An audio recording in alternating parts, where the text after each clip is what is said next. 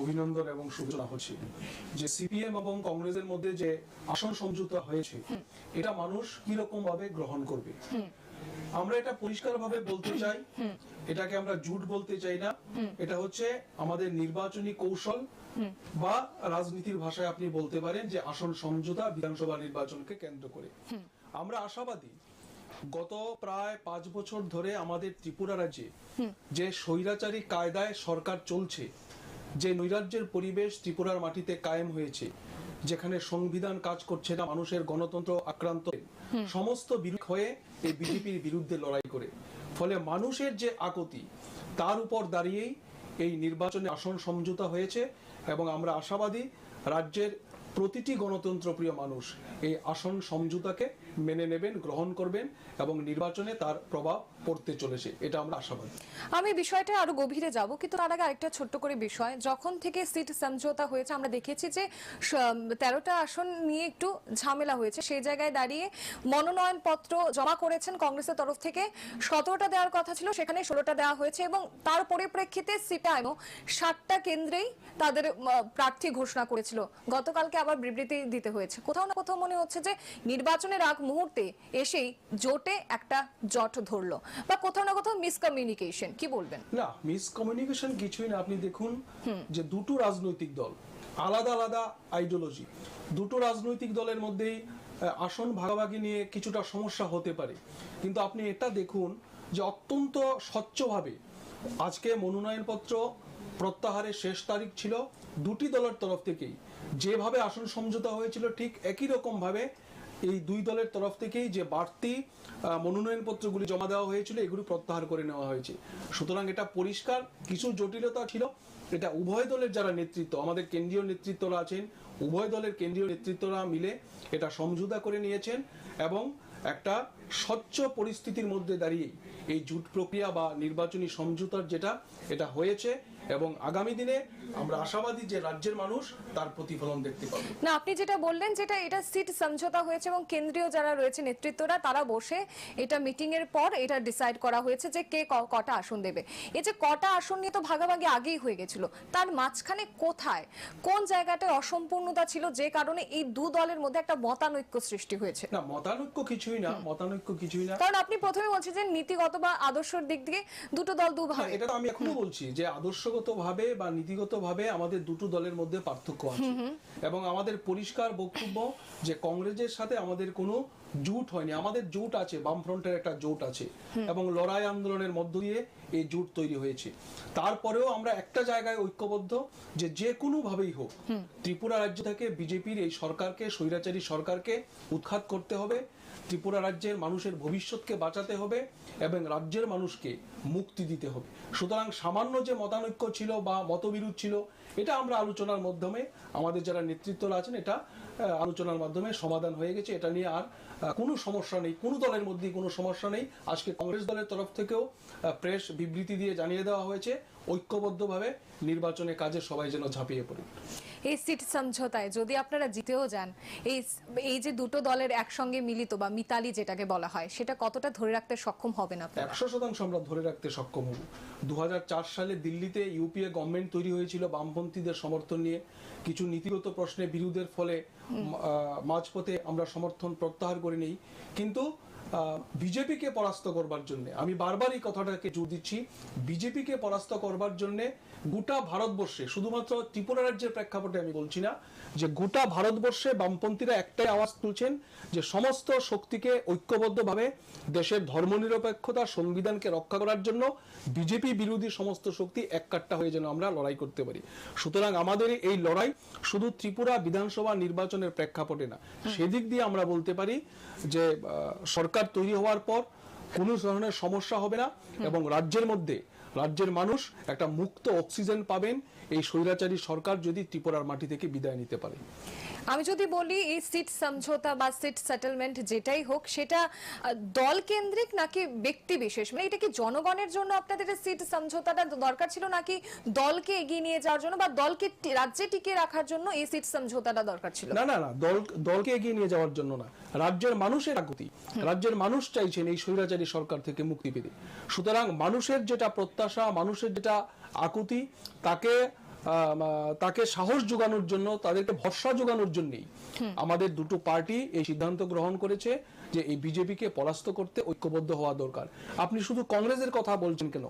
আমরা ত্রিপুরার অবিজেপি সমস্ত রাজনৈতিক দলগুলিকে আমরা আহ্বান করছি যে বিজেপি বিরোধী লড়াইয়ে ঐক্যবদ্ধভাবে সামনের বিধানসভা নির্বাচনে আপনারা ঝাঁপিয়ে পড়ুন।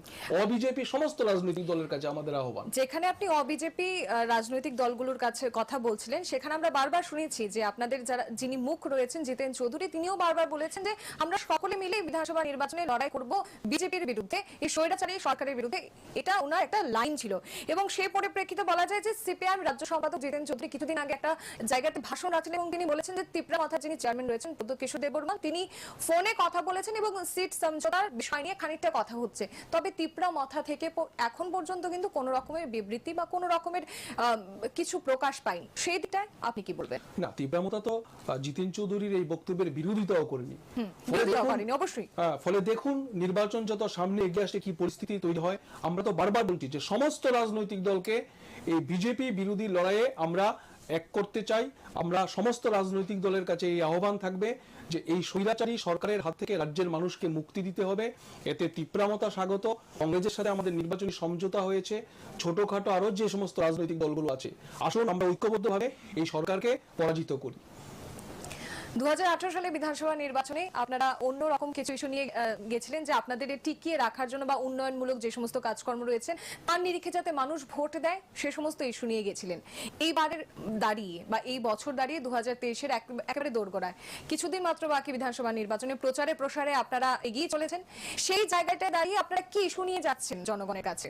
আমাদের এবারের নির্বাচনে প্রধান যে স্লোগান, প্রধান যে কথাটা আমরা মানুষের কাছে নির্বাচনী প্রচারে তুলে ধরবার চেষ্টা করছি যে গত প্রায় 5 বছর ধরে আমাদের রাজ্যে একটা অগণতান্ত্রিক সরকার রাজ্যের শাসন ক্ষমতায় প্রতিষ্ঠিত হয়েছে। মানুষের কথা বলার অধিকার হরণ করা হয়েছে, সাংবিধানিক অধিকার হরণ করে নেওয়া হয়েছে, আইনের শাসন বলতে আমাদের রাজ্যে কিছু নেই। এই পরিস্থিতিতে আমাদের প্রধান স্লোগান হচ্ছে গণতন্ত্রের পুনঃপ্রতিষ্ঠা এবং রাজ্যে আইনের শাসন ফিরিয়ে দেওয়া এবং রাজ্যের মানুষ যাতে গণতান্ত্রিক অধিকারগুলি ভোগ করতে পারেন তার জন্য আমরা এইবারের বিধানসভা নির্বাচনে এই স্লোগানটাকেই প্রধান স্লোগান হিসেবে মানুষের সামনে উপস্থিত করছি। তার পাশাপাশি উন্নয়নের নিরিখে বিগত 25 বছর বামফ্রন্ট সরকারের যে কাজের অভিজ্ঞতা, এই অভিজ্ঞতার নিরিখেই মানুষ এবারে নির্বাচনে তার পবিত্র ভোটাধিকার প্রয়োগ করবেন বলে আমাদের বিশ্বাস।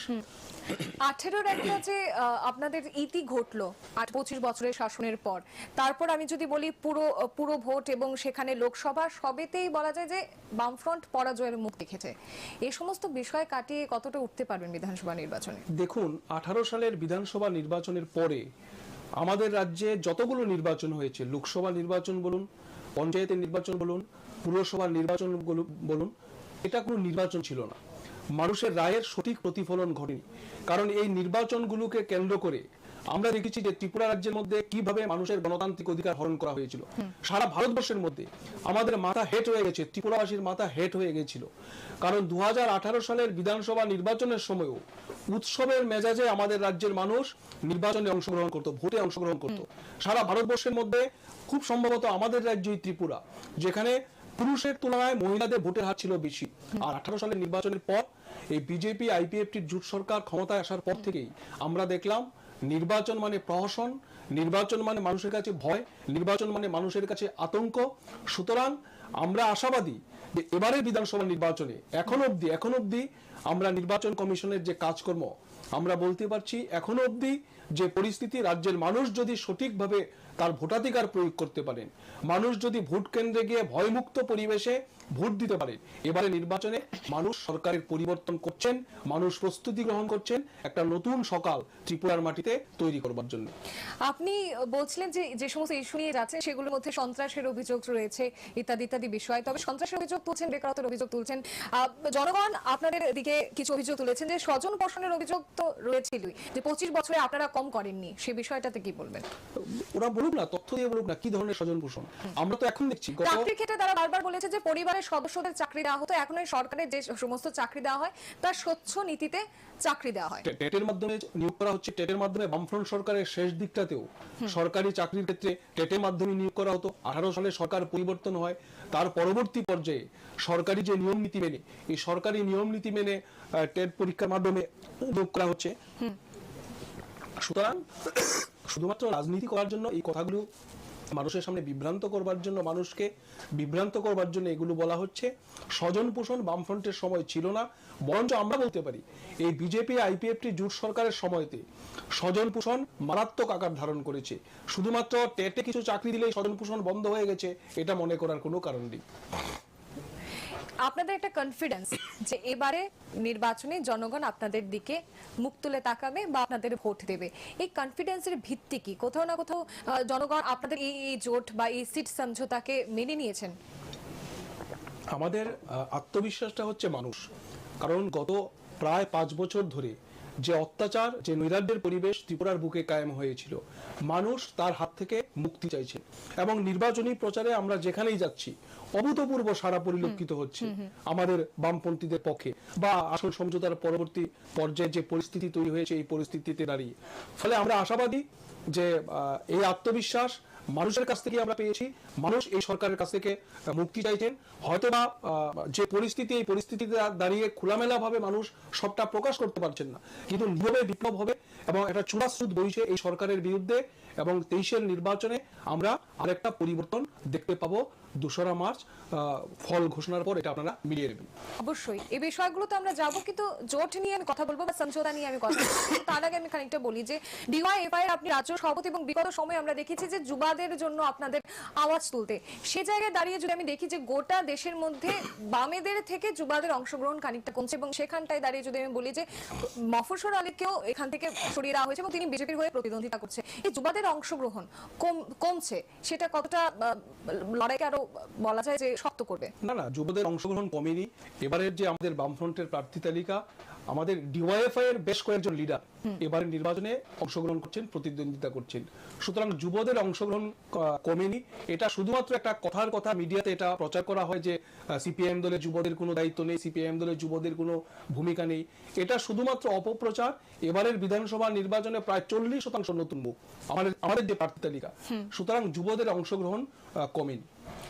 এবার আসি মূল সিট সমঝোতার বিষয়ে। যেদিন থেকে আমরা দেখেছি যে সিপিআইএম এবং কংগ্রেস একে অপরের হাত ধরছে, বা যেদিন আমরা দেখেছি যে প্রদেশ কংগ্রেসের যিনি ইনচার্জ রয়েছেন, যিনি জিতেন চৌধুরীর সঙ্গে দেখা করতে এসেছেন, আমরা দফায় দফায় তারকে দেখেছি এবং জিতেন চৌধুরীর সঙ্গে দেখেছি, কিন্তু কোথাও না কোথাও যিনি মূল মুখ ছিলেন বিরোধী দলনেতা মানিক সরকার, তাকে আমরা খানিকটা হলো দেখিনি, বা তিনি খানিকটা হলো পেছনে রয়েছে। আপনার কি মনে হচ্ছে একজন বাম যুবকর্মী হিসেবে, আপনার কি মনে হচ্ছে যে মানিক সরকারের মতো যারা যারা অন্যান্য মুখরা রয়েছেন তারা খানিকটা অখুশি? না, অখুশি হবে কেন? আমাদের কাজটা হয় যৌথ নেতৃত্বের মাধ্যমে, এখানে অখুশি হওয়ার কোনো বিষয় নেই।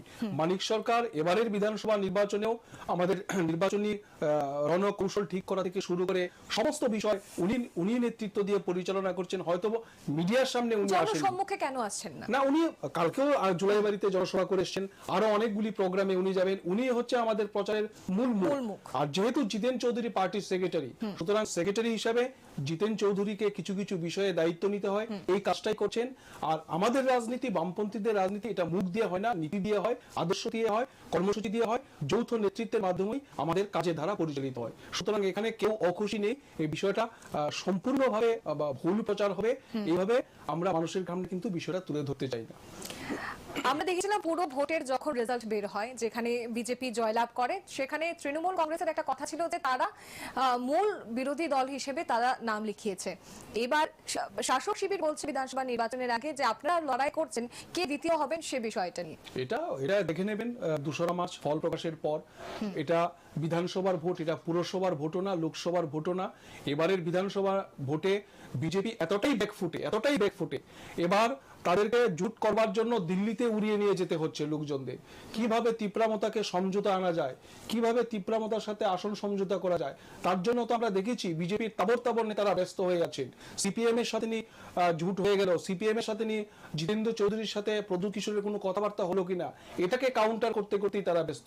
সুতরাং তারা এটা নিয়ে না ভেবে তারা এটা নিয়ে না ভেবে তারা এটা ভাবুক যে এবারের বিধানসভা নির্বাচনে তারা অনেকটাই ব্যাকফুটে, এই সরকার পরিবর্তন হচ্ছে, রাজ্যের মানুষ সরকার পরিবর্তনের জন্য ইতিমধ্যেই রাজনৈতিকভাবে তারা সিদ্ধান্ত গ্রহণ করে ফেলেছেন। ফলে আমরা দ্বিতীয় হব না বিজেপি দ্বিতীয় হবে, এটা ভোট বাক্সেই তার প্রমাণ পাওয়া যাবে, এবং 2রা মার্চ মাঝে আর কয়েকটা দিন তার জন্য আমাদেরকে অপেক্ষা করতে হবে। আমরা দেখেছি যে আপনারা বিভিন্ন রকমের ইস্যু বানাচ্ছিলেন এবং ইস্যুর মধ্যে ছিল যে মুখ্যমন্ত্রী বদলের ইস্যুটাও আপনারা কিন্তু পিছু পা হননি। সেটা নিয়ে আপনারা বলেছেন যে 5 বছরে মুখ্যমন্ত্রীকে বদল করতে হয়েছে, মুখ্যমন্ত্রী ইত্যাদি বিষয়ে যদি আমি কথা বলতে যাই তাহলে আমরা দেখব যে আপনারা বারবার বলেছেন যে নেতা নয় নীতির বদল চাই। সেই জায়গাটায় কোথাও না কোথাও একটা গ্যাপ রয়েছে বলে কি আপনার মনে হয়? না না, কোনো গ্যাপ নেই। তাহলে এটাতে কেন ইস্যু বানাচ্ছেন? আপনি দেখুন যে বিপ্লব দেব উনি গর্ব করে বলতেন যে 2047 সাল পর্যন্ত আমি রাজ্যের ক্ষমতায় থাকব, কিন্তু মাঝপথে ওনাকে সরিয়ে দিতে হলো। রাজ্যের মানুষ জানতে পারলো না কেন বিপ্লব দেবকে সরিয়ে দেওয়া হলো, যিনি রাজ্যের মানুষকে অনেক আশা দেখিয়েছিলেন, অনেক স্বপ্ন দেখিয়েছিলেন, অনেক আশার বাণী শুনিয়েছিলেন। কটা প্রতিশ্রুতি উনি পূরণ করতে পেরেছেন? কিছুই তো পূরণ করতে পারেননি। ফলে একজন যাকে দিল্লি থেকে উড়িয়ে এনে হঠাৎ করে মুখ্যমন্ত্রীর চেয়ারে বসিয়ে দেওয়া হলো, কি এমন পরিস্থিতি রাজ্যে তৈরি হলো, এটা কেন রাজ্যের মানুষ জানবেন না? শুধু রাজ্যের মানুষ না, আমার তো ধারণা বিজেপি দলের যারা নেতৃত্ব, বিজেপি দলের যারা সমর্থক, তাদের কাছেও পরিষ্কার না কেন বিপ্লব দেবকে সরিয়ে দিতে হলো। আমরা তার স্পষ্টীকরণ চাইছি, রাজ্যের মানুষ তার স্পষ্টীকরণ চাইছে কেন বিপ্লব দেবকে মাঝপথে সরিয়ে দিতে হলো, মানিক সাহাকে মুখ্যমন্ত্রী করতে হলো। এটা যদিও তাদের দলের বিষয়, দলে কে মুখ্যমন্ত্রী হবেন, দলে কে মুখ্যমন্ত্রী থাকবেন না, এটা তাদের দল ঠিক করবে। কিন্তু বলা হয়েছিল ডাবল ইঞ্জিনের সরকার, ডাবল ইঞ্জিনের সরকার হলে সমস্ত সুযোগ সুবিধা ডাবল ডাবল হবে, কিন্তু রাজ্যের মানুষ ডাবল মুখ্যমন্ত্রী উপহার পেয়েছেন, সুযোগ সুবিধা কিন্তু ডাবল ডাবল পাননি। আমরা যদি রাস্তাঘাটে বেরোই তাহলে আমরা অনেক ফ্ল্যাগ ফেস্টুন দেখছি যে উন্নয়নমূলক বার্তা তারা দিচ্ছে এবং উন্নয়নের কথা বলছে। সেই জায়গায় দাঁড়িয়ে আপনার কি মনে হয় না 5 বছরে উন্নয়ন হয়েছে? বা স্মার্ট সিটি যদি আমরা তাকাই, সেদিকটায় এত সৌন্দর্যায়নের দিকে, শহরকে সুন্দর করে সাজিয়ে তোলার দিকে এতভাবে তারা কাজ করছে। আচ্ছা, শহর সৌন্দর্যায়নটা কি শুধুমাত্র বিজেপি আসার পর শুরু হয়েছিল আগরতলা শহরে? আপনি বলুন তো।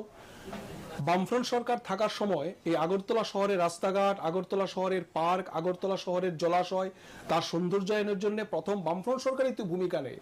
এবং বামফ্রন্ট সরকারের কৃতিত্ব হচ্ছে এই সেক্রেটারিয়েট ভবন, নবনির্মিত যে সেক্রেটারিয়েট ভবন। বামফ্রন্ট সরকারের কৃতিত্ব হচ্ছে নবনির্মিত রাজভবন। বামফ্রন্ট সরকারের কৃতিত্ব হচ্ছে আইজিএম এর নবনির্মিত বিল্ডিং। বামফ্রন্ট সরকারের কৃতিত্ব হচ্ছে আগরতলার জলাশয়গুলোকে সাজিয়ে তোলা।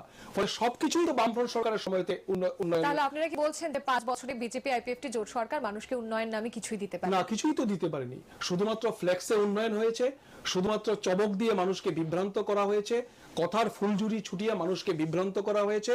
আর আগরতলা শহরকে ঘরে ঘরে সুশাসনের ফ্ল্যাক্স দিয়ে ভরিয়ে দেওয়া হয়েছে। সত্যিকার অর্থে উন্নয়ন কোথায়? সত্যিকার অর্থে রাস্তাঘাট কোথায়? সত্যিকার অর্থে যদি উন্নয়ন হয়ে থাকে এটা 2018 সালেই হয়েছে। আর 2018 থেকে আজকে 2023 সাল, আপনি বলুন না যে বিজেপি আসার পর রাজ্যে কোন কাজটা করেছেন? এই যে সায়েন্স সিটি, এই সায়েন্স সিটি কাদের আমলে তৈরি? প্রায় 95% কাজ বামফ্রন্টের আমলে শেষ হয়েছে, তারা এসে ফিতা কেটেছেন। এর নাম যদি উন্নয়ন হয় তাহলে আমাদের বলার কিছু নেই, এটা রাজ্যের মানুষ বিচার করবে। যেহেতু আপনি স্মার্ট সিটি নিয়ে কথা বলছেন, স্মার্ট সিটির বিষয়ে যদি আমি বলি যে বন্যাকালীন সময়ে আপনাদের দেখেছি যে এই স্মার্ট সিটির দিকে অভিযোগ তুলতে যে এই বন্যাকালীন সময়ে জল জমে যায়, কিন্তু আমরা যদি 25 বছরের দিকে তাকাই এবং 5 বছরের দিকে তাকাই তাহলে দেখা যাচ্ছে কি জল ধরে রাখার ক্ষেত্রে খানিকটা হলেও বিজেপি সরকার করতে পেরেছে, যেটা হচ্ছে গিয়ে বিভিন্ন জায়গায় মোটর বসানো হয়েছে যাতে জল না জমে। তবু কেন ইস্যু বানাচ্ছেন এটাকে? আপনি 2018 সালের ঘটনাটা দেখুন। সবেমাত্র বামফ্রন্ট সরকারের পরিবর্তন হলো, তারপর একটা বন্যা। তৎকালীন সময়ের মুখ্যমন্ত্রী বিপ্লব কুমার দেব ফটোশুট করবার জন্য উনি জলে নামলেন এবং মিডিয়াতে এটা ফলাও করে প্রচার করা হলো। উনি মিডিয়ার সামনে বললেন যে আমাকে কিছুটা সময় দিন, 1 বছরের মধ্যে আগরতলা আর জল জমবে না, আমি সমস্ত সমস্যার সমাধান করে দেব, তার জন্য কেন্দ্রীয় সরকার থেকে টাকা আনা হচ্ছে। আজ থেকে 6 মাস আগেও 1 ঘন্টার বৃষ্টিতে আগরতলা স্মার্ট সিটির কি অবস্থা হয়েছে আপনারা জানেন। মিডিয়াতে অসংখ্য চিত্র এটা এখনো আছে, ঘুরপাক খাচ্ছে। কি হয়েছে স্মার্ট সিটির অবস্থা? সুতরাং এগুলো তো কথার কথা। এখন তাদের এই যে ব্যর্থতা, এই ব্যর্থতাকে আড়াল করবার জন্য এগুলো বলা হচ্ছে। আমরা বারবার বলছি যে উন্নয়নের নিরিখে এই বিজেপি আইপিএফটির ডাবল ইঞ্জিনের সরকার সম্পূর্ণভাবে ব্যর্থ, সব দিক দিয়ে ব্যর্থ। যে গল্প আমাদের শোনানো হয়েছিল যে কোটি কোটি টাকা আসছে রাজ্যের উন্নয়নে ডাবল ইঞ্জিনের সরকার, যদি এত টাকাই আসে তাহলে কেন আগরতলার মানুষকে এখনো বানবাসী হতে হবে? কেন 1 ঘন্টার বৃষ্টিতে রাজ্যের মানুষকে, এই আগরতলা শহরের মানুষকে শরণার্থী শিবিরে আশ্রয় নিতে হবে? এমন তো হওয়ার কথা ছিল না। তারা কিন্তু সেখানে ক্লারিফিকেশন দিয়েছে যে আগে যেখানে জলটা ধরে রাখতো অনেকক্ষণ ধরে বা একদিন দুদিন সেখানে জল জমে থাকতো, সেই জায়গায় দাঁড়িয়ে এখন স্মার্ট সিটির যে কাজ হচ্ছে সেখানে জল থাকছে না, জল 2-3 ঘন্টার পর চলে যাচ্ছে। এবার বেশি বৃষ্টি হলে সেখানটায় তো জল জমবে, সেটা হচ্ছে তাদের কথা। সর্বশেষ বর্ষাকালীন পরিস্থিতিতে আগরতলা শহরের অবস্থা কি হয়েছিল? 3 দিন 4 দিন 5 দিন পর্যন্ত মানুষকে শরণার্থী শিবিরে আশ্রয় নিতে হয়েছে। কোথায় জল 1 ঘন্টা 2 ঘন্টার মধ্যে নেমে গেছে? এমন তো হয়নি। 3 দিন 4 দিন পর্যন্ত শরণার্থী শিবিরে মানুষকে আশ্রয় নিতে হয়েছে। এবং এই আগরতলা শহরের বুকে সোশ্যাল মিডিয়াতে এই সমস্ত ছবি ভাইরাল হয়েছে। কি করুণ অবস্থা রাজ্যের এই মানুষকে পড়তে হয়েছে, আগরতলা শহরের বাসিন্দাদের পড়তে হয়েছে। তার জবাব রাজ্যের মানুষ 2023-এর বিধানসভা নির্বাচনে তার জবাব দেওয়ার জন্য প্রস্তুতি গ্রহণ করছেন। এই গালগল্প শুনিয়ে লাভ হবে না। এই সরকারের যে ব্যর্থ সব দিক দিয়ে, এই ব্যর্থতার দায় তাদেরকে গ্রহণ করতে হবে। বিজ্ঞাপন ছাপিয়ে আর লাভ হবে না। এই সরকারের বিদায় আসন্ন। বেশ, আমরা তো বিষয়টা নিয়ে জানলাম। এবার ভোট বাক্সে আমরা দেখব যে জনগণ কাকে চাইছে এবং জনগণ কাকে ভোট দেবে, সেদিনই সবটা আমাদের কাছে ক্লিয়ার হয়ে যাবে। এই বিধানসভা নির্বাচনের আগে একটা মূল ইস্যু আমরা দেখেছি, বা বলা যায় একটা বার্নিং ইস্যু এখন পর্যন্ত রয়েছে, সেটা হচ্ছে 10,323 নিয়ে ইস্যু। একদিকে 10,323-এর যারা শিক্ষক শিক্ষিকারা রয়েছেন তারা বলছেন যে সরকার কেন তাদের স্পষ্টীকরণ দিচ্ছে না। এবং আমি যদি দেখি যে 10,323-এর চাকরি তো আপনাদের আমলেই গেছিল, সেই জায়গায় দাঁড়িয়ে 10,323-এর বিষয়টা একটু আপনার মুখ থেকে শুনবো। আমাদের আমলে বামফ্রন্ট সরকার থাকার সময় 10,323-এর যারা শিক্ষক শিক্ষিকা তাদের চাকরি চলে গেছিল, কিন্তু তাদেরকে বিকল্প কিভাবে নিয়োগ করা যায় তার জন্য কিন্তু বামফ্রন্ট সরকার উদ্যোগ নিয়েছে। এবং এটা ইতিহাস সাক্ষী, 10,323-এর যারা শিক্ষক শিক্ষিকা আছেন তারাও জানেন। কিন্তু বিজেপি 2018 সালের বিধানসভা নির্বাচনে তাদের কি প্রতিশ্রুতি ছিল ভিশন ডকুমেন্টে? প্রয়োজনে সংবিধান সংশোধন করে তাদের স্থায়ী নিয়োগের ব্যবস্থা করা হবে। কোথায় স্থায়ী নিয়োগ? সরকার আসার পর, বিজেপি আইপিএফটির জোট সরকার আসার পর শিক্ষামন্ত্রীর কি বক্তব্য? এরা পাপের বোঝা, এদেরকে নিয়োগ করা যাবে না, এদেরকে নিয়োগ করার দায়িত্ব আমাদের না। গত কয়েকদিন আগেও রাজ্য মন্ত্রিসভার একজন সদস্য সুশান্ত চৌধুরী, উনি আগরতলায় সাংবাদিক সম্মেলন করে বলছেন যে তাদেরকে নিয়োগ করার দায়িত্ব আমাদের না। সুতরাং এই যে 10,323 কর্মচ্যুত শিক্ষক শিক্ষিকা, এখনো পর্যন্ত আমি যতটুকু জানি প্রায় 150 জনের বেশি মারা গেছে, তার দায়িত্ব এই বিজেপি আইপিএফটি জোট সরকারকে নিতে হবে। তারাই কথা দিয়েছিলেন 2018 সালের বিধানসভা নির্বাচনের আগে। আর ইতিমধ্যেই আমাদের পার্টির তরফ থেকে বলা হয়েছে এবং আমাদের রাজ্যের বিরোধী দলনেতা উনিও মিডিয়াতে বলেছেন যে সরকার পরিবর্তন হলে 10,323 কর্মচ্যুত যারা শিক্ষক শিক্ষিকা তাদের মুখের গ্রাস ফিরিয়ে দেওয়ার জন্য এই বামফ্রন্ট সরকার বা জনগণের দ্বারা নির্বাচিত যে সরকার, এই সরকার উদ্যোগ গ্রহণ করবে। তার জন্য আমরা দায়বদ্ধ। একটা বিষয় রয়েছে, চাঁদাবাজির বিষয়। বামফ্রন্টের কথা এলেই বা 25 বছরের আপনাদের ক্ষমতার কথা এলেই চাঁদাবাজির বিষয়টি আসে। বারবার জনগণের একটা অভিযোগ রয়েছে যে আপনারা চাঁদাবাজি করেছেন এবং আন্দোলনের নাম করে আন্দোলনে যেতে হতো, ঝান্ডা নিয়ে আপনাদের মিটিং মিছিল ইত্যাদি ইত্যাদি করতে হতো। সেই বিষয়টাতে এবার বিজেপির গভর্নমেন্টের দিকে খানিকটা হলো এই দিকগুলো নেই, সেটার কি বলেন? আচ্ছা, আপনি বলুন। আমরা পরিষ্কারভাবে বলছি, মিডিয়ায় অন ক্যামেরা বলছি যে আমরা মানুষের কাছ থেকে চাঁদা সংগ্রহ করি। কত টাকা সংগ্রহ করি? 10 টাকা, 20 টাকা, 50 টাকা, 100 টাকা সংগ্রহ করি। এটা আমাদের গণসংগঠনগুলি করে, আমরা করি। এবং আমরা এটা বলতে, অন ক্যামেরা বলতে কোনো অসুবিধা নেই যে বামপন্থী দলগুলো মানুষের জন্য আমাদের যে লড়াই আন্দোলন, আমাদের যে কর্মসূচি, এই কর্মসূচি লড়াই আন্দোলনের জন্য আমরা মানুষের কাছ থেকে অর্থ সংগ্রহ করি এবং তার খোলামেলা হিসাব আমরা মানুষের কাছে দিতে প্রস্তুত। কিন্তু যারা বলছেন যে আমাদের আমলে চাঁদাবাজি হয় না, আমাদের আমলে কোনো জুলুমবাজি হয় না, তাহলে দলটা চলছে কি করে? এই যে আগরতলা শহরে লক্ষ লক্ষ কোটি কোটি টাকার বিজ্ঞাপন এই নির্বাচনকে কেন্দ্র করে একেবারে চোখ ধাঁধানো বিজ্ঞাপন দেওয়া হচ্ছে, এটা সোশ্যাল মিডিয়া হোক, ইলেকট্রনিক মিডিয়া হোক, ফ্ল্যাক্সে, ব্যানারে ছয়লাপ আগরতলা শহর। এখন নির্বাচন কমিশন কিছুটা ভূমিকা নিয়েছেন এই সরকারি জায়গা থেকে ফ্ল্যাক্সগুলো সরিয়ে দিতে। আমার প্রশ্ন হচ্ছে, তাদের দলের খরচটা কোন জায়গা থেকে হচ্ছে? এরা যদি চাঁদা সংগ্রহ না করেন, হয় তারা এটাকে চাঁদা না বলে আপনি বলতে পারেন তুলাবাজি বা কাটমানি, নতুবা সরকারি প্রকল্পের টাকা নয়ছয় হচ্ছে। নইলে একটা রাজনৈতিক দলের কাছ থেকে এত টাকা আসে কোথা থেকে? তারা চাঁদাও সংগ্রহ করছেন না, মানুষের কাছ থেকে অর্থ সাহায্য নিচ্ছেন না, তারপরে এই টাকা তাদের কোর্ট থেকে আসছে। হয় সরকারি প্রকল্পের অর্থ নয়ছয় করা হচ্ছে, আমরা তো দেখেছি প্রধানমন্ত্রীর জনসভা, প্রধানমন্ত্রীর জনসভায় কিভাবে সরকারি টাকা ব্যয় করে এখানে আনা হয়েছিল, তো এগুলো তো মানুষের চোখের সামনে পরিষ্কার। আমরা বামপন্থীরা এটা পরিষ্কার বলতে পারি, মানুষের জন্যই আমাদের কাজ, এবং মানুষের কাছ থেকে অর্থ সাহায্য নিয়েই আমরা এবারে নির্বাচনেও লড়াই করছি।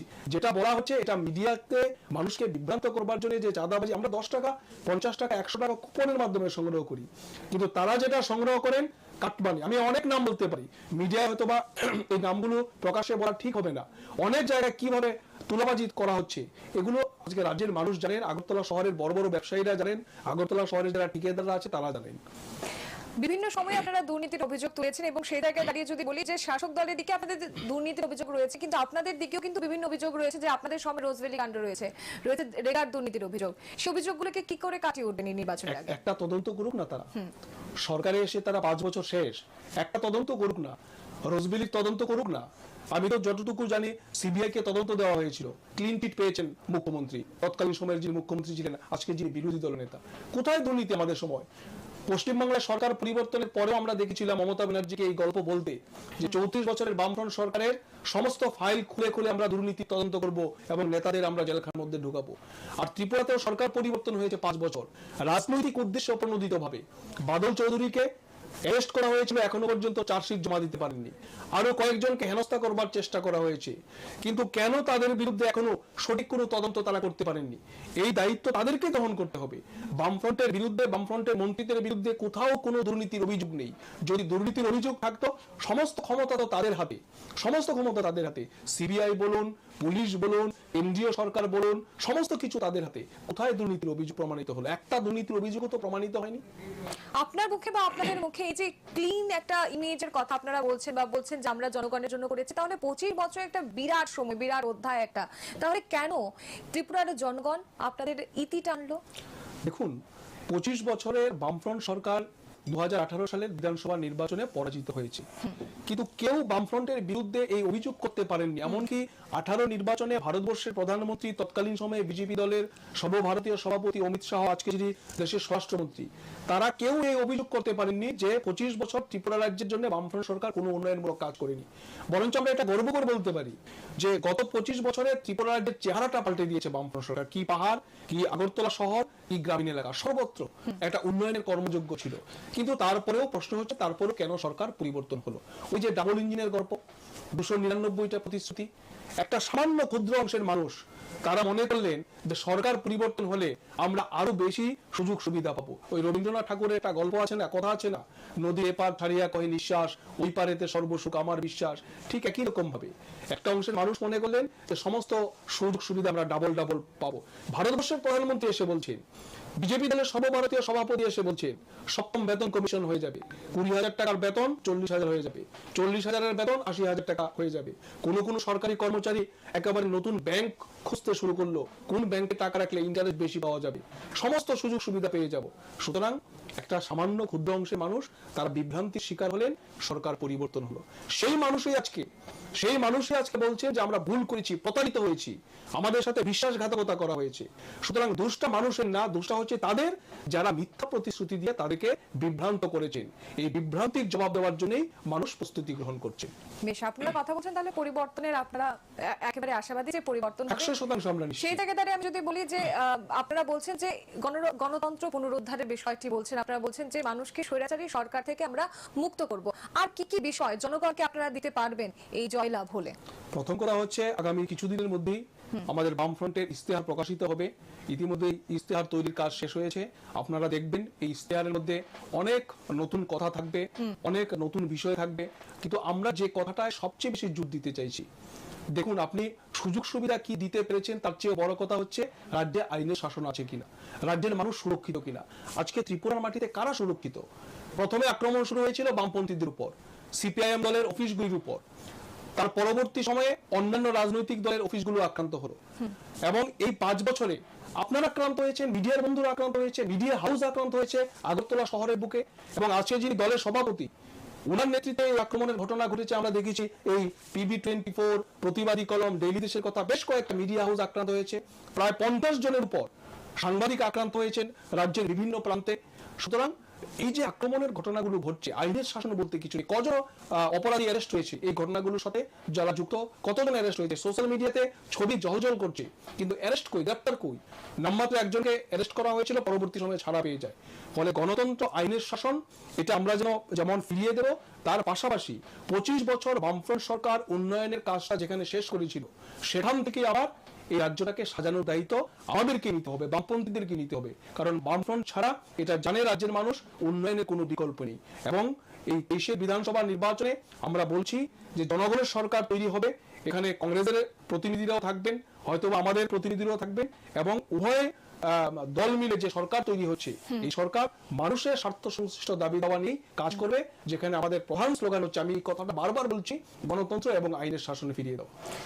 বেশ, আপনারা এই বিষয়টি নিয়ে কথা বলছেন, কিন্তু তার আগে খানিকটা যাবো যে এই যে কংগ্রেসের সঙ্গে আপনারা সিট সমঝোতা করেছেন, আমরা হয়তো বা দেখিনি, কিন্তু আমরা আমাদের বাবা মা তাদের মুখে শুনেছি, বা আমাদের যারা বড়রা রয়েছেন তাদের মুখে আমরা বারবার শুনেছি যে এই যে কংগ্রেসের আমল বলতে একটা কালো আমল বোঝায়। সেই কালো আমলের যারা যারা ছিলেন কংগ্রেসের, তাদের সঙ্গে আপনাদের একটা সমঝোতা হয়েছে। সেই জায়গায় দাঁড়িয়ে আবার তো সেই আমলটা বা এই গণতন্ত্র পুনরুদ্ধার আপনারা করতে পারলেন না, সে বিষয়টা তো জনগণের মধ্যে তো একটা থাকতেই পারে না। আপনি দেখুন, কংগ্রেসের মধ্যে যারা ছিল তারা তো এখন শাসক দলই আছে। কংগ্রেসের ভোট ব্যাংকটা নিয়েই তো সরকার তৈরি হয়েছে, এবং তৎকালীন সময়ে যারা কংগ্রেস দলের নেতা ছিলেন তারাই তো আজকে বিজেপি দলের নেতা। আপনি মন্ত্রিসভাটার দিকে দেখুন, আপনি কংগ্রেস শাসক দলের এমএলএদের সংখ্যাটা দেখুন, নেতৃত্বদের দিকে আপনারা তাকিয়ে দেখুন, কংগ্রেসেরই একটা বড় অংশ আজকে বিজেপিতে যাওয়ার পর সরকার পরিবর্তন হয়েছে। সুতরাং অতীতের ঘটনা টেনে কোনো লাভ নেই। আমাদের লক্ষ্য হচ্ছে সামনের দিকে অগ্রসর হওয়া, এবং একটা জায়গায় আমরা দায়বদ্ধ, কংগ্রেসও এই জায়গায় এক হয়েছেন যে এই বিজেপি সরকারকে সরাতে হবে। বিজেপি সরকারকে যদি আমরা রাজ্যের শাসন ক্ষমতা থেকে সরাতে না পারি, তাহলে রাজ্য বাঁচবে না, রাজ্যের মানুষ বাঁচবে না। সুতরাং রাজ্যটাকে রক্ষা করার দায়িত্ব আমাদের গ্রহণ করতে হবে। অতীত টেনে লাভ নেই, অতীতের ঘটনা টানলে এটা বিরাট বড় একটা টকশো হয়ে যাবে। সুতরাং আজকে যারা বলছেন যে কংগ্রেসের কালো দিন বিজেপির দলের তরফ থেকে যে কথাটা বলা হচ্ছে, তাহলে আপনারা স্বীকার করছেন যে সেই সময় কালো দিন ছিল, আপনারাই তো এখন বিজেপিতে গেছেন। সুতরাং এগুলো কথার কথা। তাদের মধ্যে তো একজন আবার কংগ্রেসে চলে এসেছে, সুদীপ রায় বর্মন। না, এসছে, এবং সুদীপ বাবু এটা পরিষ্কার করেছেন যে রাজ্যের মধ্যে এখন সবচেয়ে বড় খতরনাক দল হচ্ছে বিজেপি, তাকে পরাজিত করতে হবে। শুধু সুদীপ বর্মন কেন, এই সময়ের মধ্যে প্রায় 9 জন বিধায়ক শাসক দল ছেড়ে তারা এখন এই সরকারের বিরুদ্ধে কথা বলছেন, 2018-তে যারা মানুষের ভোটে নির্বাচিত হয়েছিলেন। সুতরাং আপনি বুঝতে পারছেন পরিস্থিতিটা কোন জায়গায়। বিধায়কদের নিরাপত্তা নেই। এই তো গতকালকে দেখলাম, অতুল দেববর্মা পত্রিকাতে দেখলাম আক্রান্ত হয়েছেন। বিজেপির এমএলএ ছিলেন, নির্দল হিসেবে প্রতিদ্বন্দ্বিতা করছেন, রিটার্নিং অফিসারের যে এলাকা, রিটার্নিং অফিসারের যে অফিস, এই অফিসের চত্বরে উনি আক্রান্ত হয়ে গেলেন। ফলে গণতন্ত্রটা আজকে কোন জায়গায়, এটা আপনি সহজেই অনুমান করতে পারছেন। আমরা সুদীপ রায় বর্মনের মুখে একটা কথা শুনেছি যে এই কংগ্রেস আর বামফ্রন্ট যখন পশ্চিমবঙ্গে একত্রিত হয়েছে, যে এই বিষয়টা নিয়ে মানুষকে কিভাবে জবাব দেবে, ঠিক সেই জায়গায় দাঁড়িয়ে ত্রিপুরার মধ্যে এই বামফ্রন্ট এবং কংগ্রেস একসঙ্গে মিলেমিশে এই নির্বাচন লড়াই করবে, সে বিষয়টাতে দাঁড়িয়ে সুদীপ রায় বর্মনের অবস্থান সম্পর্কে আপনার মুখে জানবো। না, সুদীপ রায় বর্মনের তো ব্যক্তিগত আলাদা কোনো অবস্থান হতে পারে না, দলের অবস্থাই সুদীপ রায় বর্মনের অবস্থান। সুতরাং ব্যক্তিগতভাবে সুদীপ রায় বর্মন আলাদা কোনো অবস্থান নেবেন এটা আমি বিশ্বাস করি না। দলের অবস্থানই এখনো পর্যন্ত সুদীপ রায় বর্মন অনড় আছেন, এবং আমরা তো দেখতে পাচ্ছি মিডিয়াতে উনি যে কথাগুলো বলছেন, দলের কথাই বলছেন, দলের বাইরে তো উনি কোনো কথা বলেননি। আর উনি কি অবস্থান নেবেন এটা এই মুহূর্তে দাঁড়িয়ে আমার পক্ষে বলা তো সম্ভব না, কিন্তু উনি বারবার যেটা বলছেন, বিজেপিকে আমাদের পরাস্ত করতে হবে। বেশ, আরেকটা বিষয়ে আসবো যে এই মুখ্যমন্ত্রীর মুখ একটা বড় বিষয় থাকে, এখনো পর্যন্ত ক্লিয়ার হয়নি মুখ্যমন্ত্রীর মুখ কে থাকছে বা কাকে আপনারা সামনে দাঁড় করিয়ে আপনারা রয়েছেন তার পেছনে ব্রিগেডিয়ার হিসেবে। সেই জায়গায় দাঁড়িয়ে যদি 2018-এর দিকে তাকাই বা তার পরের সময়টাতে দাঁড়ায়, যখন সুদীপ রায় বর্মন বিজেপিতে ছিলেন, তার বিভিন্ন একটা বা জনগণের বা একটা রিউমার যেটাই বলেন না কেন, সেটা শোনা যাচ্ছিল যে মুখ্যমন্ত্রীর পদ নিয়ে বিপ্লব এবং সুদীপের মধ্যে একটা মতানৈক্য। এখানটায় দাঁড়িয়ে যদি জিতেন চৌধুরীকে মুখ্যমন্ত্রী হিসেবে দাঁড় করানো হয়, তাহলে সেই বিষয়টাকে আপনারা কিভাবে ক্লিয়ার করবেন? না, এটা তো এই মুহূর্তে মিডিয়াতে বসে এটা বলা যাবে না, এটা উভয় দলের যারা নেতৃত্বরা আছেন তারা বসে ঠিক করবেন। কিন্তু আপাতত ভাবে আমরা এটা বলতে পারি যে যেরকম ভাবে এই যে জুট বলে বা জুটের জট বলে যেভাবে প্রচার করা হয়েছিল, আজকে রাজ্যের মানুষের কাছে এটা পরিষ্কার হয়েছে কোনো ধরনের জট নেই, এবং রাজ্যের মানুষ এই সরকারকে পরিবর্তন করতে তাদের যে আকুতি, তার প্রতিফলন হিসাবেই দুটি রাজনৈতিক দল কাছাকাছি এসছে এবং আপনি দেখবেন 2রা মার্চ সরকার পরিবর্তনের পর কে মুখ্যমন্ত্রী হবেন ঠিক একই রকম ভাবে মসৃণ ভাবে এটা রাজ্যের মানুষের কাছে পরিষ্কার হয়ে যাবে। সুতরাং এটা নিয়ে কোনো আর সমস্যা নেই। আমরা যদি রাজনৈতিক মানচিত্রে তাকাই গোটা ভারতের দিকে, তাহলে আমরা দেখছি যে কংগ্রেসের খুব কম রাজ্যই আছে যেখানে ধরে আছে, এবং বামফ্রন্টের দিকে তাকালে প্রায় নেই বললেই চলে। যদি কোনোভাবে আপনারা এই বিধানসভা নির্বাচনে ভরাডুবি হলো বা আপনারা পার করতে না পারলেন, সেই জায়গায় দাঁড়িয়ে আপনাদের নেক্সট মুভ বা আপনাদের পরবর্তী মুভ কি হবে? ভরাডুবির কথা আমরা ভাবছি না, ভরাডুবির কথা আমরা ভাবছি না। এই বিজেপির এখন বিসর্জনের বাসনা বাজতে শুরু করেছে। সুতরাং এই সরকারের পরাজয় নিশ্চিত, শুধুমাত্র সময়ের অপেক্ষা। আর ভবিষ্যতে কি হবে এটা ভবিষ্যতে বসেই পরিকল্পনা হবে, ভবিষ্যতে বসেই ঠিক করা হবে, এবং আমরা ভরাডুবির কথা ভাবছি না। এবং আপনি দেখুন লাস্ট যে কয়েকটা নির্বাচন হলো, গুজরাট, দিল্লির মিউনিসিপ্যালিটি ইলেকশন এবং হিমাচল প্রদেশের নির্বাচন, দুটো জায়গায় বিজেপি গুহারা হেরেছে, পরাজিত হয়েছে। তাবর তাবর বিজেপি দলের নেতারা এই নির্বাচনী প্রচারে অংশগ্রহণ করেছিল। এবং গুজরাটে নির্বাচনী ফলাফল থেকে এটা কি প্রমাণিত যে আপ যদি ভোটে এই ভোটটা না কাটতো তাহলে এই গুজরাটের মধ্যেও বিজেপিকে কিন্তু একটা বেকায়দায় পড়তে হতো। কিন্তু হিমাচল প্রদেশ আর দিল্লি পুর পরিষদের যে নির্বাচন বা পুর নিগমের যে নির্বাচন, এই নির্বাচনে কিন্তু বিজেপি গুহারা হেরেছে। সুতরাং বিজেপির পরাজয় এইবারের বিধানসভা নির্বাচনে ত্রিপুরার মাটিতেও হবে এবং তার প্রভাব গোটা ভারতবর্ষের রাজনীতিতে পড়তে বাধ্য। 2013 নির্বাচনে আপনাদের দিকে আরেকটা অভিযোগ রয়েছিল ভোট বিক্রির, যে কংগ্রেসরা ভোট বিক্রি করে দিয়েছে আপনাদের কাছে, এবং সেখান থেকে কথা উঠছিল যে দিল্লিতে দোস্তি, সামনে একটা কুস্তি চলছে। সেই বিষয়টার পরে জনতা আপনাদের কতটা বিশ্বাস করতে পারবে? এগুলো একেবারেই বানানো গল্প। দিল্লিতে দোস্তি আর এখানে কুস্তি এমন কোনো বিষয় নেই। দিল্লিতে আমরা বিজেপিকে আটকানোর জন্যই 2004 সালে এই বাইরে থেকে ইউপিএ গভর্নমেন্টকে আমরা সমর্থন করেছিলাম, এবং এটা আমাদের পার্টির স্ট্যান্ড। আমাদের সর্বশেষ যে 22তম পার্টি কংগ্রেস, এই পার্টি কংগ্রেসের সিদ্ধান্ত হয়েছে যে এখন আমাদের পার্টির প্রধান কাজ হচ্ছে যে কোনো মূল্যেই এই ফেসিবাদী শক্তি বিজেপিকে পরাস্ত করতে হবে। কারণ এই বিজেপি ভারতবর্ষের সংবিধান মানে না, ভারতবর্ষের সাম্প্রদায়িকতার যে তাস, এই সাম্প্রদায়িকতার তাসকে, ভারতবর্ষের যে ঐতিহ্য, ধর্মনিরপেক্ষতার যে ঐতিহ্য, এই ঐতিহ্যকে ধ্বংস করে দিতে চায়। সুতরাং এই বিজেপিকে আমাদের পরাস্ত করতে হবে। এটা আমাদের আদর্শগত লড়াই। এটা শুধুমাত্র ত্রিপুরা রাজ্যের বিধানসভা নির্বাচনে জয়ী হওয়ার জন্য আমরা বলছি না, এটা আমাদের আদর্শগত লড়াই। এই আদর্শগত জায়গা থেকেই আমরা এই বিজেপিকে পরাস্ত করবার জন্যই আমরা এজেন্ডা ঠিক করেছি। তার জন্যই সমস্ত রাজনৈতিক দল এককাট্টা হয়ে বিজেপির বিরুদ্ধে লড়াই করুক। আমাদের পার্টির জেনারেল সেক্রেটারি আগরতলায় সাংবাদিক সম্মেলন করে এই আহ্বান রেখে গেছেন। সবটাই শুনলাম এবং সবটাই বুঝলাম, এবং বাকিটা বুঝে নেবে আমাদের জনতারা। কিন্তু তার আগে আরেকটি বিষয় রয়েছে যে আমাদের ত্রিপুরা রাজ্যে একটা বিরাট অংশ রয়েছে জনজাতিদের হাতে। সেই জায়গায় দাঁড়িয়ে আমরা বারবার আপনাদের নেতৃত্বদের মুখে শুনেছি যে জনজাতিদের স্বার্থে তারা কাজ করেছেন, জনজাতিদের উন্নয়নে কাজ করেছেন। ঠিক 25 বছরে জনজাতিদের উন্নয়ন কতটা করতে পেরেছেন আপনারা, যে এডিসির ফলাফলে আপনাদের একবারে বেছেই নিল না তারা? ঠিক, এডিসি নির্বাচনে আমাদের ফলাফল আশানুরূপ হয়নি, কিন্তু এটা রাজ্যের ইতিহাস, রাজ্যের মানুষ জানে। তাহলে কোন বেসিসে আপনারা বলছেন যে জনজাতিদের স্বার্থে আপনারা কাজ করলো, সেখানটাই জনজাতিরাই আপনাদের? আমি তো বললাম যে 2018 সালের বিধানসভা নির্বাচনে বা তার পরবর্তী সময় এডিসি নির্বাচনে উপজাতি এলাকায় আমাদের নির্বাচনী ফলাফল খারাপ হয়েছে, কিন্তু তার মানে এই না যে উপজাতি এলাকায় বামফ্রন্টের সময়তে উন্নয়ন হয়নি। আমরা এটা চ্যালেঞ্জ করে বলতে পারি, উপজাতি এলাকায় যা উন্নয়ন হয়েছে এটা 2018 সাল পর্যন্তই এই উন্নয়নটা সীমাবদ্ধ ছিল। তারপরে আর উপজাতি এলাকায় উন্নয়ন একেবারে মুখ থুবড়ে পড়েছে, এবং তার প্রতিফলন তো আমরা দেখলাম। এডিসিতে শাসক দল তারা ক্ষমতা দখল করতে পারেনি, তীব্রমতা ক্ষমতা দখল করেছে। এখন তো যেটা দেখতে পাচ্ছি, এই তীব্রমতাকেও তারা যেন কাজ করতে না পারে তার জন্য বিভিন্নভাবে অর্থনৈতিক অবরোধ তৈরি করা হচ্ছে এই তীব্রমতাকে আটকানোর জন্য। আর আমরা বামপন্থীরা এডিসি এলাকায় উন্নয়নের জন্য রাস্তাঘাট, পানীয় জল, স্বাস্থ্য পরিষেবা সম্প্রসারণ, শিক্ষা ব্যবস্থার সম্প্রসারণ করার জন্য আমরা বামপন্থীরা উপজাতি এলাকার মানুষের অর্থনৈতিক এবং সামাজিক অবস্থার পরিবর্তনের জন্য যে কাজ আমরা করেছি, এটা ত্রিপুরা রাজ্যের ইতিহাস জানে, এবং এই ইতিহাস স্বর্ণাক্ষরে লিখিত থাকবে। হ্যাঁ, সাময়িক আমরা একটু পিছিয়ে গেছি, তার মানে এই নয় যে উপজাতি এলাকার উন্নয়নে আমাদের কোনো গলদ ছিল, কোনো গলদ নেই। আমরা চ্যালেঞ্জ করে বলতে পারি, মানুষ অভিজ্ঞতার মধ্য দিয়েই আবার উপজাতি এলাকায় যে লাল ঝান্ডা, এই লাল ঝান্ডাকে শক্তিশালী করবে। টিটিডিসির ভোটের সময় আরেকটি বিষয় উঠে এসেছে, সেটা হচ্ছে একটা বলা যায় যে একটা টার্ম উঠে এসেছে, সেটা হচ্ছে গিয়ে লাল মাথা। যারা বামফ্রন্টের রয়েছে বা যারা সিপিআইএম এর ছিল, তারাই নাকি তিপ্রা মাথায় গিয়ে চুপিসারে তাদের ভোটটি দিয়েছে, এই কারণে এডিসিতে তিপ্রা মাথা জয়লাভ করেছে। সেটা কি অসুবিধার তো কিছু নেই, এটা বিজেপির আতঙ্ক। এটা বিজেপির আতঙ্ক থেকে এই কথাগুলো বলছেন, যে আতঙ্ক থেকে এখন এরা চাইছেন কোনো মতেই যেন তীব্রমতার সাথে সিপিএম এর কোনো ধরনের সমঝোতা না হয়। আরে তারা তো দাবি করেন যে বিজেপি নাকি ভারতবর্ষের পৃথিবীর সর্ববৃহৎ দল, তাহলে কেন তাদের এত আতঙ্ক? এই ছোট্ট তীব্রমতাকে নিয়ে, ছোট্ট সিপিআইএম দলকে নিয়ে তাদের কেন এত আতঙ্ক? তারা লড়াই করুক না।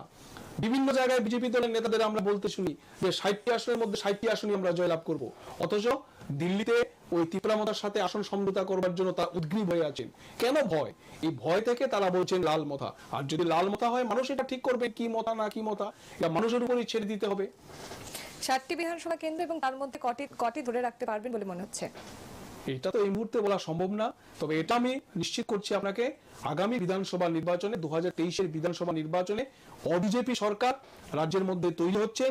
রাজ্যের মানুষ সেই দিক দিয়ে প্রস্তুতি গ্রহণ করছেন।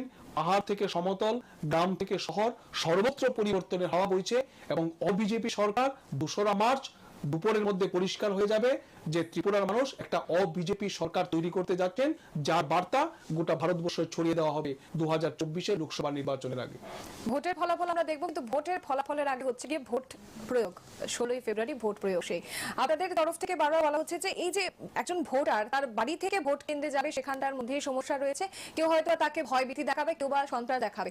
সেই জায়গায় দাঁড়িয়ে ভোটাররা যাতে ভোট কেন্দ্রে নিজের ভোট প্রয়োগ করতে যেতে পারে, সে বিষয়টাতে আপনাদের তরফ থেকে কি বলা থাকবে? আমাদের তরফ থেকে তো একটাই বলা, যে ভারতের নির্বাচন কমিশন সমস্ত ভোটারদের তারা যেন নির্বিঘ্নে নির্ভয়ে ভোট দিতে পারেন তার ব্যবস্থা করার দায়িত্ব হচ্ছে ভারতের নির্বাচন কমিশনের। এবং নির্বাচন যেদিন ঘোষণা করা হয়েছিল, এদিন ভারতের মুখ্য নির্বাচন কমিশনার প্রেস মিট করতে গিয়ে খুব তাৎপর্যপূর্ণভাবে এটা উল্লেখ করার চেষ্টা করেছেন যে কয়েকটি রাজ্যে এখনো নির্বাচনকে কেন্দ্র করে রাজনৈতিক সন্ত্রাস হয়। ত্রিপুরার নাম উনি উচ্চারণ করেননি, কিন্তু ইঙ্গিতটা ছিল ত্রিপুরার দিকে। এবং আমরা আশা করছি যে নির্বাচন কমিশন সেই ব্যবস্থা গ্রহণ করবেন এবং মানুষের কাছে, ভোটারদের কাছে আমরা আবেদন করছি আপনাদের এই চ্যানেলের মাধ্যমে, সকাল সকাল ভোট কেন্দ্রে যান, নিজের ভোট নিজে দিন, যাকে খুশি আপনি তাকে ভোট দিন। যদি বামফ্রন্টের প্রার্থীদের পছন্দ না হয় বা আমরা যে আসন সমঝোতা করে যেভাবে নির্বাচনে লড়াই করছি ওই প্রার্থীদের যদি পছন্দ না হয়, আপনি ভোট দেবেন না, কিন্তু নিজের ভোট আপনি যেন নিজে দিতে পারেন এই দায়িত্ব আপনাকে গ্রহণ করতে হবে। কারণ ত্রিপুরা রাজ্যের ইতিহাসে আমরা 2018 সালের নির্বাচনের পর থেকে দেখেছি কি কলঙ্ক লেপে দেওয়া হয়েছে। মানুষ নিজের ভোট নিজে দিতে পারেনি। আমি খোয়াইয়ের ছেলে, আমি আপনাকে দায়িত্ব নিয়ে বলছি, গত পুর পরিষদের নির্বাচনে বামফ্রন্টের প্রতীকে যারা নির্বাচনে লড়াই করেছিল তারা পর্যন্ত নিজের ভোট নিজে দিতে পারেননি। ভোট 3টা থেকে পুরো পাড়াকে অবরুদ্ধ করে রাখা হয়েছিল। 2019 সালের লোকসভা নির্বাচন ত্রিপুরার ইতিহাসে এই প্রথম স্বাধীনতার পর পুরো পশ্চিম ত্রিপুরা আসনের লোকসভার ভোট পিছিয়ে দিতে হয়েছিল। 166টি কেন্দ্রে পুনরায় নির্বাচন নিতে হয়েছে।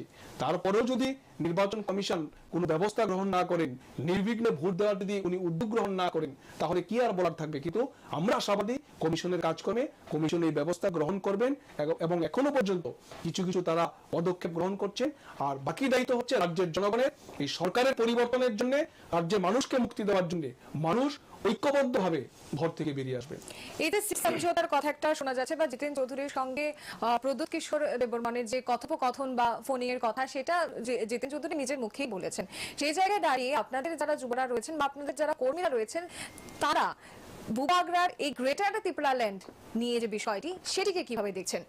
না, উনি একটা দাবি করেছেন, সেটার কতটা পক্ষে বা কতটা বিপক্ষে? না, পক্ষে বিপক্ষে আপনি ছেড়ে দিন।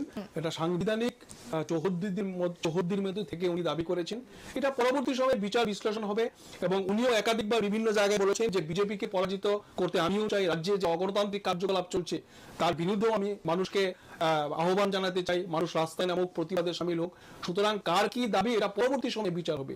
এখন আমাদের একটাই আওয়াজ যে এই অবিজেপি সরকার তৈরি করার জন্য যার যে ধরনের ভূমিকা নেওয়া দরকার, তার সীমিত ক্ষমতার মধ্যে থেকে হলেও তাকে সেই ভূমিকা নিতে হবে এবং এই স্বৈরাচারী সরকারকে, এই অগণতান্ত্রিক সরকারকে ত্রিপুরার মাটি থেকে আপনি আমার প্রশ্ন বোঝেনি। আমার প্রশ্ন ছিল এটা যে বুবাগরার যে গ্রেটার ত্রিপুরাল্যান্ড গঠনের ডাক, বা তিনি যেটা বলেছেন যে আমাকে লিখিত দিতে হবে যে আমি গ্রেটার ত্রিপুরাল্যান্ড বানানোর জন্য এই বিষয়টাতে, এই বিষয়টা আপনি কিভাবে দেখছেন? গ্রেটার ত্রিপুরাল্যান্ড না, এটা তো আমার ব্যক্তিগতভাবে দেখা বা না দেখার বিষয় না।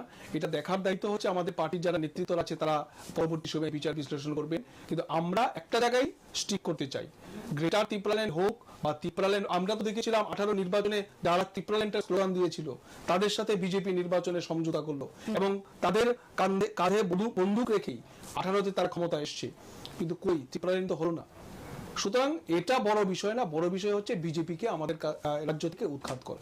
18 নির্বাচনের আগে আইপিএফ স্লোগান ছিল তিপ্রালেন, এবং তৎকালীন সময়ে তিনি প্রয়াত হয়েছেন এনসি দেব বর্মা, উনি একটা সময় প্রচারও করে দিয়েছিলেন যে আমরা তিপ্রালেন পেয়ে গেছি, দিল্লিতে মিটিং হয়েছে, কিছুই তো হলো না। উপজাতিদের সেই সময় বিভ্রান্ত করা হয়েছিল এবং বিজেপি পরিকল্পিতভাবে এই বিভ্রান্তিটা করছেন।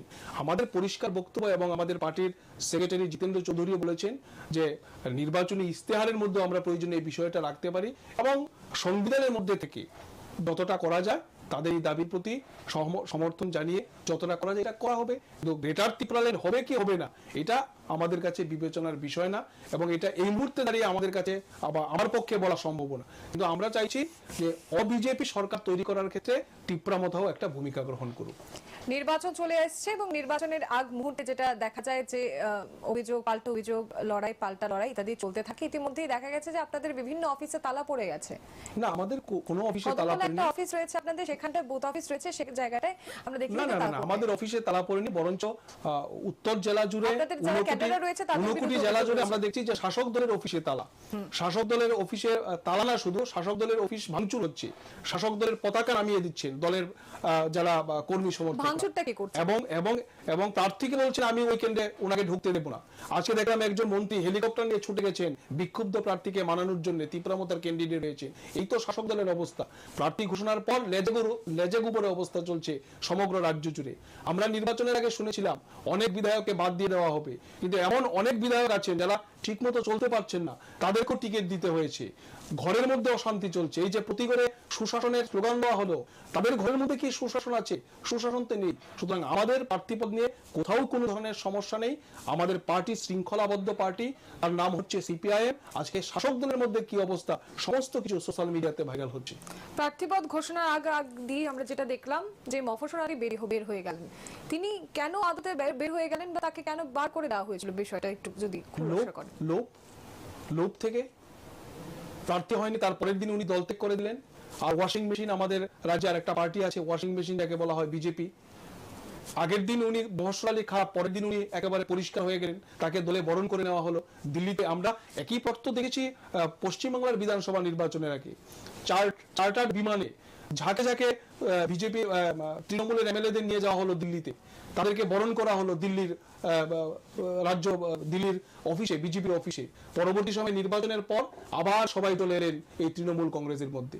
মফস্বল আলীর ক্ষেত্রেও সেরকমটাই হয়েছে, মাথা ঠিক রাখতে পারেনি, নির্বাচনে দাঁড়াতে হবে।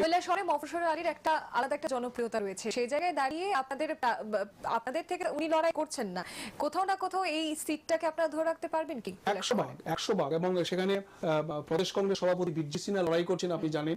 সুতরাং এই কেন্দ্রে মফস্বল আলী পরাজিত হবে। এর আগেও লড়াই করেছিল, কিন্তু তিনি কিন্তু মফস্বল আলীর কাছে জিততে পারেনি। তাহলে কি আপনি বলছেন যে এখানে প্রার্থীকে দেখা হচ্ছে না, দলকে দেখা হচ্ছে? 100 বার। এটাই তো আমি বলতে চাইছি যে দলটাই তো আসল। মফস্বল আলী আজকে কোন দল থেকে প্রার্থী হলেন? যারা নীতিগতভাবে সংখ্যালঘুদের বিরুদ্ধে, সেই দল থেকে মফস্বল আলী প্রার্থী হয়েছেন। কিসের জন্য? ব্যক্তিগত লোভ লালসা থেকে। কোনো নীতি আদর্শ কর্মসূচির তো বিষয় নেই। নীতি আদর্শ কর্মসূচির জন্য যদি উনি লড়াই করতেন, তাহলে প্রার্থীপদ না পেলেও রাজ্যের মানুষকে মুক্তির জন্য উনি পার্টির যে সিদ্ধান্ত, এই সিদ্ধান্ত মেনে চলতেন। সুতরাং কে গেল কে থাকলো এটা আমাদের কাছে বিষয় না। আমাদের বিষয় হচ্ছে নীতিগত অবস্থানের উপর দাঁড়িয়ে নির্বাচন হবে, এবং এখানে ব্যক্তির চেয়ে নীতি আদর্শের ভূমিকাটাই হচ্ছে মেইন, আমরা প্রাধান্য দিতে চাই। বেশ, আরেকটি বিষয় আপনার কাছে আমার জানার থাকবে যে পুলিশের ভূমিকা নিয়ে আপনারা বিগত সময়ে বারবার আঙুল তুলেছেন এবং বলেছেন যে পুলিশ দলদাস। নির্বাচনের আগে পুলিশের উপর আপনাদের আর কতটা আস্থা রইল? গত 59 মাস ধরে ত্রিপুরাতে যে পরিস্থিতি কায়েম হয়েছে, আমরা তো দেখেছি যে পুলিশ সব জায়গায় স্বাধীনভাবে কাজ করতে পারেনি বা তাদেরকে কাজ করতে দেওয়া হয়নি। আপনি ভাবতে পারেন আগরতলা শহরের মধ্যে একটা শিক্ষিত রাজনৈতিক দল সিপিআইএম, এই দলের অফিস আক্রান্ত হয়, কংগ্রেস ভবন আক্রান্ত হয়, মিডিয়া হাউস আক্রান্ত হয়, একজন মাত্র অ্যারেস্ট হলেন, পরবর্তী সময়ে জামিনে ছাড়া পেয়ে গেলেন। এই অভিজ্ঞতার উপর দাঁড়িয়েই তো আমরা বলেছি যে পুলিশ দলদাস। কত ঘটনার পরিপ্রেক্ষিতে কজন অ্যারেস্ট হয়েছেন বলুন তো? পুলিশের কি এই ভূমিকা থাকার কথা ছিল? সারা ত্রিপুরা রাজ্যের মধ্যে 24টা রাজনৈতিক খুন হয়েছে গত 5 বছরে। 24টা রাজনৈতিক দল। শাসক দলের তরফে বলা হচ্ছে যে পুলিশের নিয়োগ তো আপনাদের সময় হয়েছিল, তাহলে পুলিশ তাদের দলদাস কিভাবে হলো? না না, নিয়োগের উপর তো সবটা নির্ভর করবে না, নিয়োগের উপর সব নির্ভর করবে না, নির্ভর করবে আপনি কিভাবে তাকে কাজ করতে দিচ্ছেন, আপনি কিভাবে তাকে কাজ করতে দিচ্ছেন। এখন এই বিজেপির আমলে পুলিশ কি স্বাধীনভাবে কাজ করতে পারছে? আচ্ছা, এখন যে ভূমিকা নির্বাচন ঘোষণার পর থেকে পুলিশের যে ভূমিকা আর নির্বাচন ঘোষণা হওয়ার আগে পুলিশের ভূমিকার মধ্যে অনেক পার্থক্য। তাহলে কেন হচ্ছে? একই তো পুলিশ, আসলে কাজ করতে দেওয়া হচ্ছে না। এই মন্ডলের নির্দেশে পুলিশের নেতাদের, পুলিশের অফিসারদের চলতে হচ্ছে, মন্ডলের নির্দেশ তাদেরকে পালন করতে হচ্ছে। এই অভিজ্ঞতা থেকে আমরা দলদাস বলছি, অন্য কোনো কারণ নেই। পুলিশের সাথে আমাদের কোনো ব্যক্তিগত শত্রুতা নেই বা বন্ধুত্বই নেই।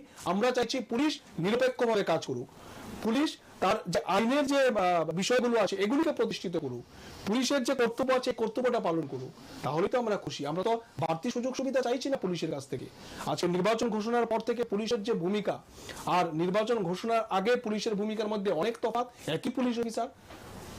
আচ্ছা, বেশ, এই বিষয়টাতে আপনার মতামত জানলাম, কিন্তু আরেকটা বিষয় রয়েছে যে কিছুদিন আগেও যখন আমরা ফলাফলের পর দেখলাম যে কংগ্রেস ভবনের তরফ থেকে পেট্রোল বোমা ছোড়া হয়েছে।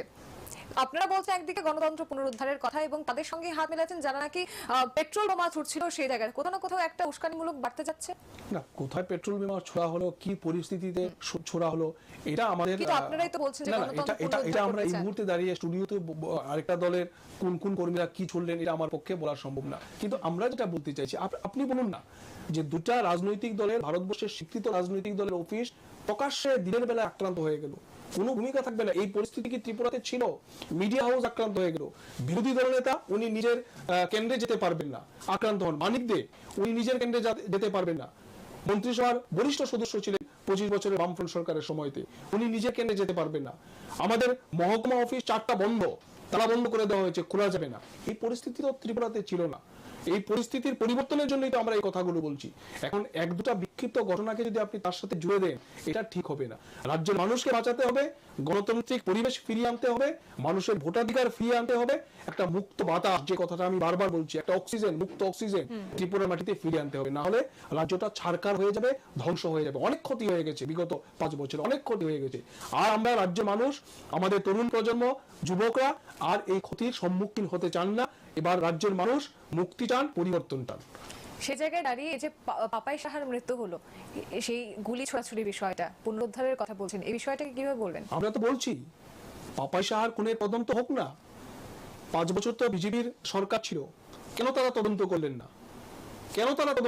না?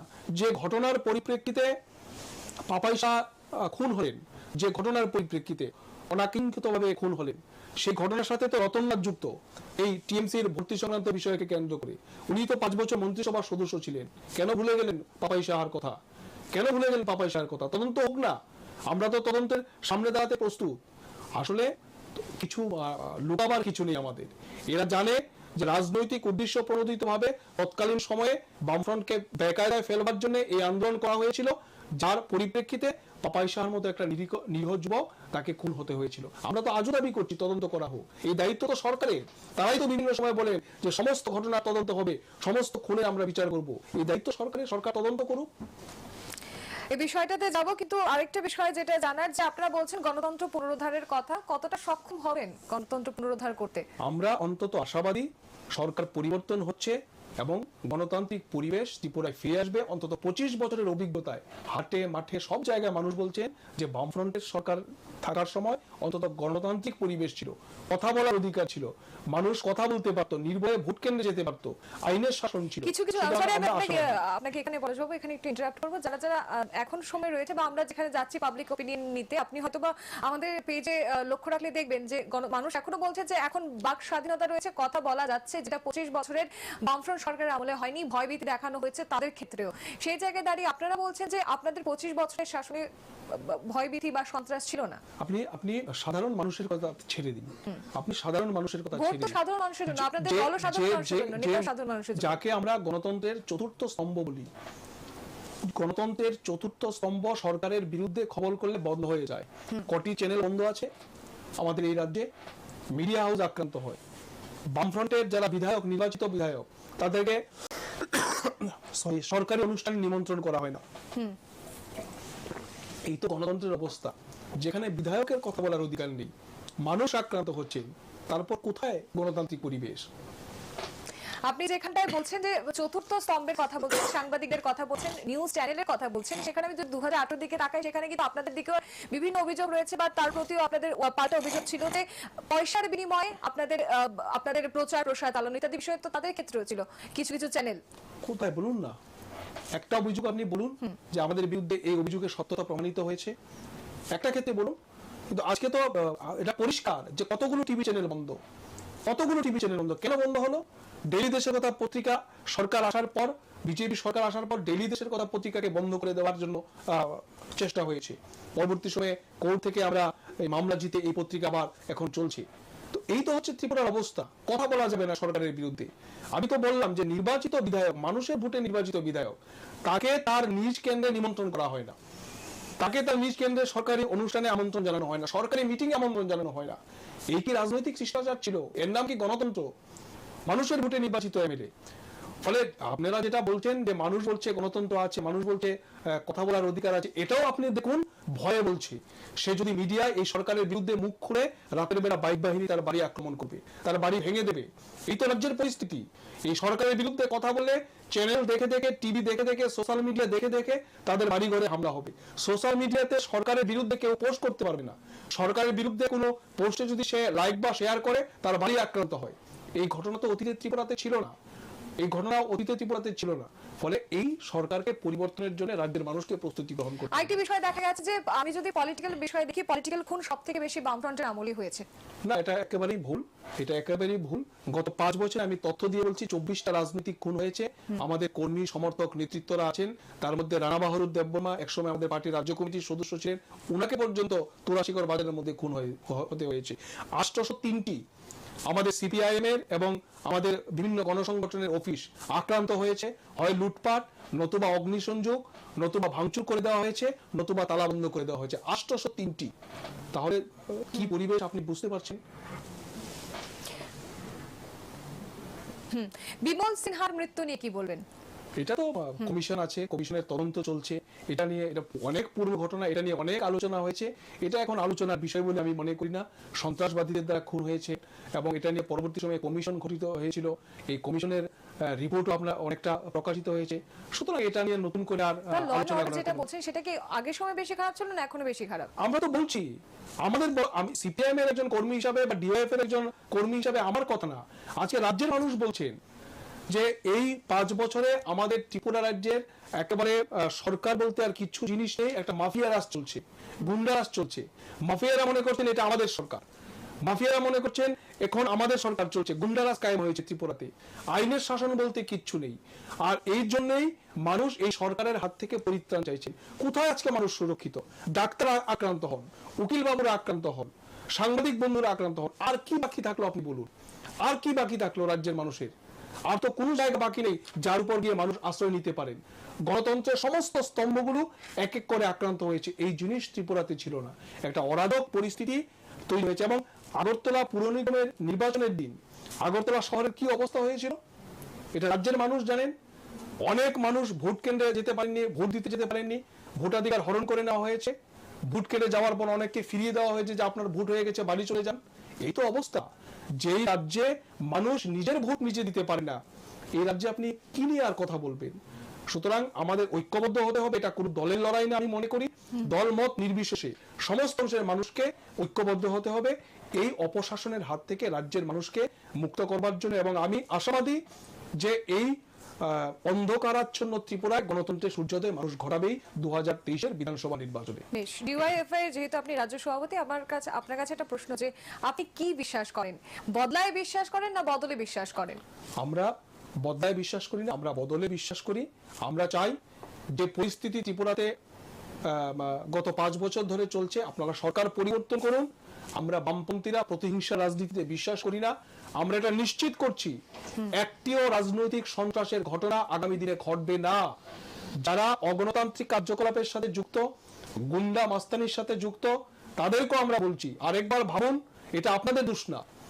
কিছু কিছু নেতারা আপনাদেরকে এই বাইক বাহিনী সদস্য হিসাবে তৈরি করেছেন নিজেদের ব্যক্তিগত স্বার্থ চরিতার্থ করবার জন্য, নিজেদের রাজনৈতিক লাভালাভের জন্য।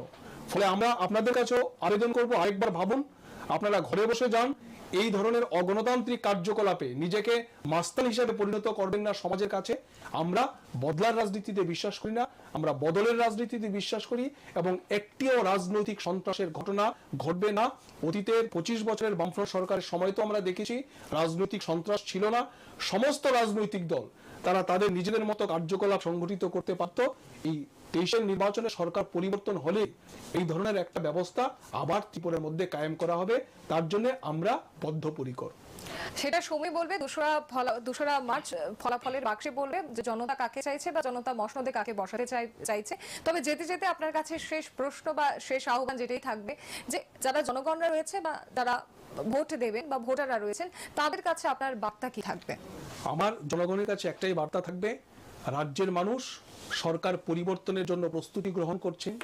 নির্বাচনের আগে আরেকবার নানান ধরনের প্রতিশ্রুতির ডালি নিয়ে বিজেপির নেতারা আপনাদেরকে বিভ্রান্ত করবার চেষ্টা করবে, বিভিন্ন এলাকায় ভয় ভীতি প্রদর্শন করবার চেষ্টা করবে। কিন্তু আপনারা ঐক্যবদ্ধ থাকুন, সরকার পরিবর্তনের জন্য 16 ফেব্রুয়ারি আপনার পবিত্র ভোটাধিকার প্রয়োগ করুন এবং ভয়মুক্ত পরিবেশে আপনারা রাস্তায় বেরিয়ে আসুন। আমাদের আশা যে এবার সরকার পরিবর্তন হচ্ছে এবং এই পরিবর্তনের একজন সৈনিক হিসাবে আপনি ভূমিকা গ্রহণ করুন। এই অন্ধকারের হাত থেকে রাজ্যকে বাঁচান, রাজ্যের ভবিষ্যৎ প্রজন্মকে রক্ষা করুন। এই আবেদন আমরা নির্বাচক মণ্ডলীর উদ্দেশ্যে রাখছি। পরিবর্তন নাকি প্রত্যাবর্তন সেটা ঠিক করবেন আপনারা। আমাদের কাজ হচ্ছে সত্যকে আপনাদের সামনে তুলে ধরা, বাস্তবকে আপনাদের সামনে রাখা, তারপর আপনারা যাচাই করুন আপনারা কাকে ভোট দিতে চান। আপনাদের ভোট অত্যন্ত গুরুত্বপূর্ণ এবং বলা যায় যে নেক্সট 5 বছরের জন্য আপনাদের ভবিষ্যৎ আপনারা কার কাছে তুলে দেবেন তার মূল চাবিকাঠি কিন্তু আপনারাই। তাই সমস্ত দিক বিচার বিবেচনা করে আপনারা ভোট প্রয়োগ করবেন বলে আমরা আশাবাদী এবং সেক্ষেত্রে কুরুক্ষেত্রের যে আজকে পর্ব আমরা এখানেই শেষ করছি। তবে যেতে যেতে আজকে যিনি অতিথি ছিলেন ডিওয়াইএফআই রাজ্য সভাপতি পলাশ ভৌমিককে অনেক অনেক ধন্যবাদ আমাদের এই আলোচনায় অংশগ্রহণ করার জন্য। আপনাদের সঙ্গে আবারও দেখা হবে কুরুক্ষেত্রের অন্য পর্বে। আজকের মতো এখানেই বিদায় নিচ্ছি। নমস্কার। নমস্কার।